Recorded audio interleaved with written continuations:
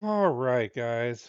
Wow. There's been a lot of talk lately about CapCut, which I do not personally use. And there's been a lot of talk about the terms of service and some changes that have been made in this software. And what I've done here is I've actually gone and brought up the terms of service because I was curious about this myself. I personally use DaVinci Resolve. I have a Windows computer. I use DaVinci Resolve, and they are pretty easy. They're pretty easy going about their terms of service. I've actually got a video that I want to link from another YouTube channel called uh, uh, the name of his channel is That IT Lawyer. And he has a video where he actually talks about the DaVinci Resolve terms of service. Because the one thing that this prompted me to do was I wanted to say, well, gee, this CapCut thing really stinks, but what about DaVinci Resolve? How many of us really go and read all that mumbo jumbo? I mean, look at this. This is um, the CapCut terms of service, right? And nobody wants to read all this stuff, and most of us just agree to this stuff. I'll tell you the thing that really shocked me the most about CapCut was when I found out that it's owned by the same company that owns TikTok. So you've heard all this stuff going on about how Congress wanted to ban TikTok, and TikTok was, the Chinese were spying on us. Nobody ever seemed to be very concerned about CapCut. CapCut is owned by ByteDance. It's owned by the same company that owns TikTok. So, but nobody seemed to bring this one up at all, which I find a little bit hilarious. But when you go through and you look at this stuff, pretty much most people are going to get bored um, going through this stuff. Like you are really getting in here. I mean, you're reading the stuff and it says, if you are accessing or using the services on behalf of a business or entity, then A, you and your includes you and that business or entity. You represent that warrant you are an authorized representative of the business or entity with the authority to bind the business or entity to these terms, and that you agree to these terms on behalf of the business or entity, and your business or entity is legally and financially responsible for your access or use of the services, as well as for the access or use of your account by others, regardless of whether or not they are affiliated with your business or entity, including any employee, agents, or contractors. Wow. And you start going through all this stuff. It talks about your account with us. I mean, this stuff is extremely boring. It goes through and says you acknowledge and agree that you are solely responsible to us and to others for all activities on the platform. I mean, yeah, you see a lot of these common types of things as you're going through it. Um, talks about accessing and use of the services and so on. And I may be skipping over some things already. There were some things that really stuck out to me, which is what I'm working towards here as I scroll this down. All right, so it really starts to get hairy here when you start getting under these additional third-party terms and they start talking about user-generated content. All right, they're going on here.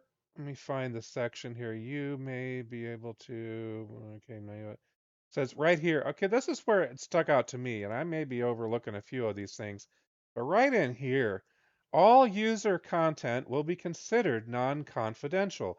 You must not upload or make available any user content, which you being the user of the software, on or through the services, or make available to us any user content that you consider to be confidential or proprietary to any other person. When you upload or make available user content through the services, you agree, represent, and warrant that you own such user content, or you have received all necessary permissions, including any necessary licenses, clearances from, or authorized by the owner of any part of the content to submit such user content to the services and or otherwise make any use of such user content on or through the service. Now you kind of look at that on the surface and you would think, oh, okay, they're saying I can't go and take something maybe that somebody else created that's theirs, and then me use it for my stuff, my own content without permission or something like that. But I think what they're doing is they're working themselves a little bit further on here.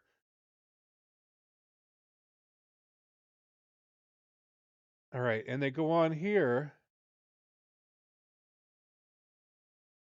Yeah, this is where it really hit me big was on this one here, where it says you further grant us and our affiliates, agents, service providers, partners, and other connected third parties a royalty-free, they should really highlight that, a royalty-free, fully transferable, including sub-licensable, worldwide license to use your username, image, and likeness to identify you as the source of any of your user content, including for use in sponsored content. Well, thank you, ByteDance. Of course, they keep talking about CapCut because this is CapCut software, but don't forget who owns them. This is ByteDance. All right. For the avoidance of doubt, the rights granted in the preceding paragraphs of this section include, but are not limited to, the right to reproduce sound recordings. Reproduce sound recordings and make mechanical reproductions of the musical works embodied in such sound recordings and publicly perform and communicate to the public sound recordings and the musical works embodied therein, all on a royalty-free basis. This means that you are granting us the right to use your user content without the obligation to pay royalties to you or any third party, including but not limited to a sound recording, copyright owner, example, a record label, a musical work copyright owner, a performing rights organization, and so on.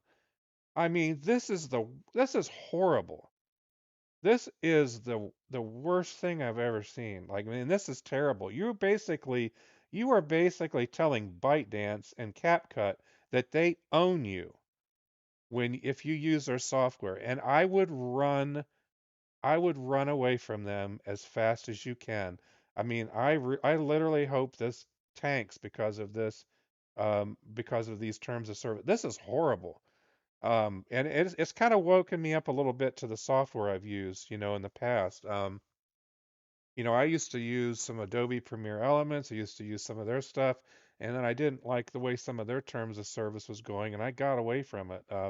When I'm doing images and creating images, creating thumbnails, things like that, I'm using Canva, and I like Canva quite a bit. But and I'm pretty happy so far with DaVinci Resolve.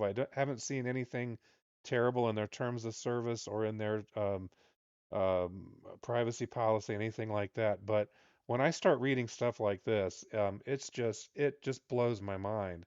And so I just wanted to put that out there so you guys are aware of it.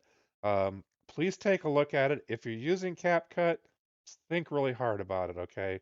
Um, Take care. Look forward to seeing you in the next video.